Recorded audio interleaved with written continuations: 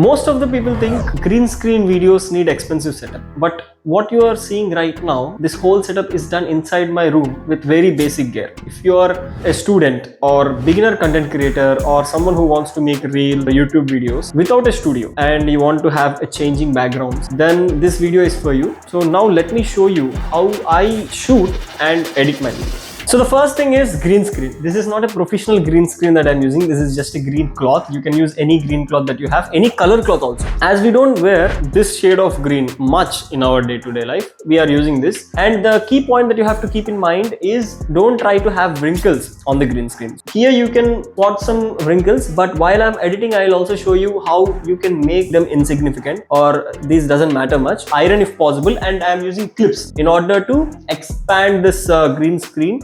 Extend it so that there are no wrinkles on the screen. So the second thing is tripod and camera. This is not a camera, this is just a mobile that I'm shooting with. You can use any tripod. I'm using the Amazon Basics tripod, which I bought 4 years back.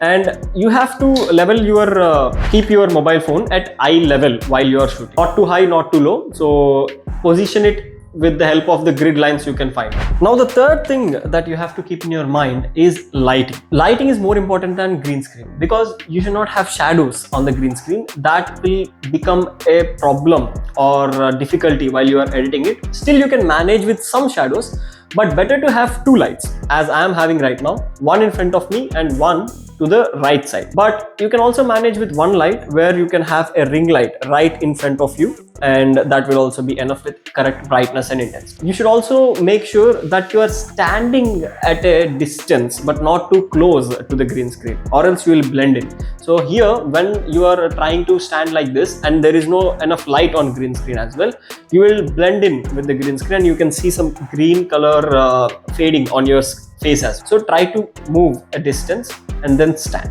So here we are editing the intro for the same video you are watching right now. So you have many different approaches and techniques to edit the green screen videos, but as I'm using a DaVinci Resolve free version, I'm going to show you how I do it. First, you have to import the green screen footage that you have recorded.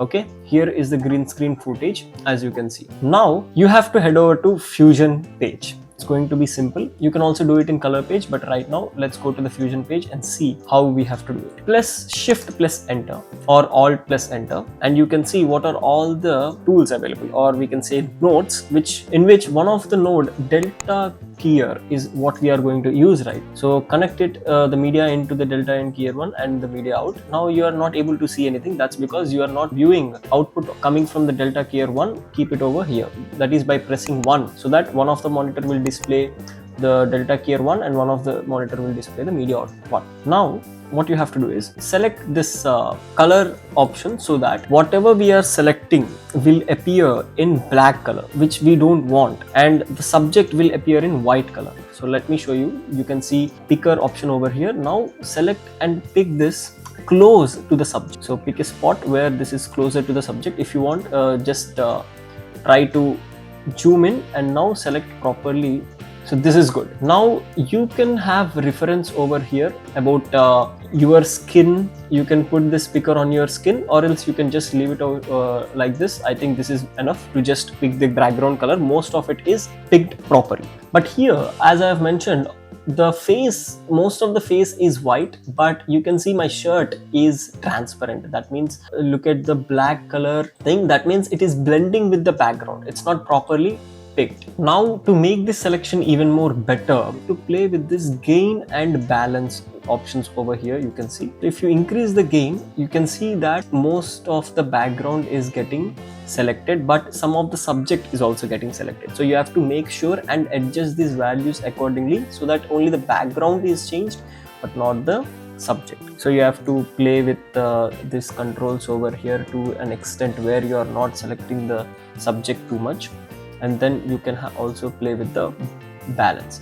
But now the main important thing over here is in the matte options, you can see the threshold. So you see when you are increasing the low value, you are selecting the subject as well. But when you are changing the high, now you can see the subject over here is getting deselected.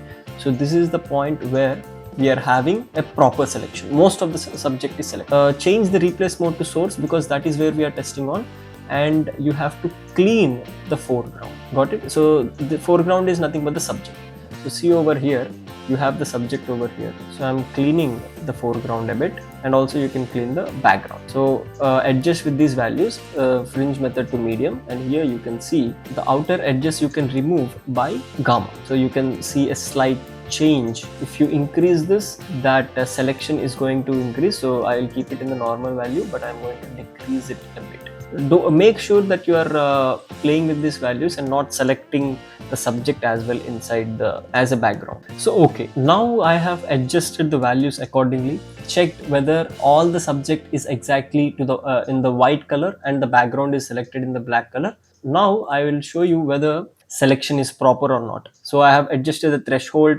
You can also increase the blur value so that the selection that you have made, if it is improper, the outer edges will be blurred and you can not spot the difference that much. So I think now the selection is perfect and good. Let's go to the edit page again. So you need to make your video which you have shot on the foreground. So you have to place it above the background. Now let's check whether our selection is proper or not by selecting a solid color from the effects in the toolbox and change this color to white or whatever the color you need. And now you can see the background is changed and the selection is very good over here, so you cannot spot the difference between. I will also zoom over here and you can see it's good.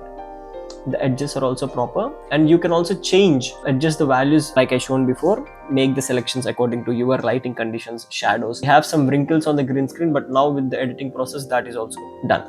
A lot of effort has been put into making this video, guys. So if this is helpful to you in any means, don't forget to like, share it with the friends to which this video might be helpful, and also subscribe the channel.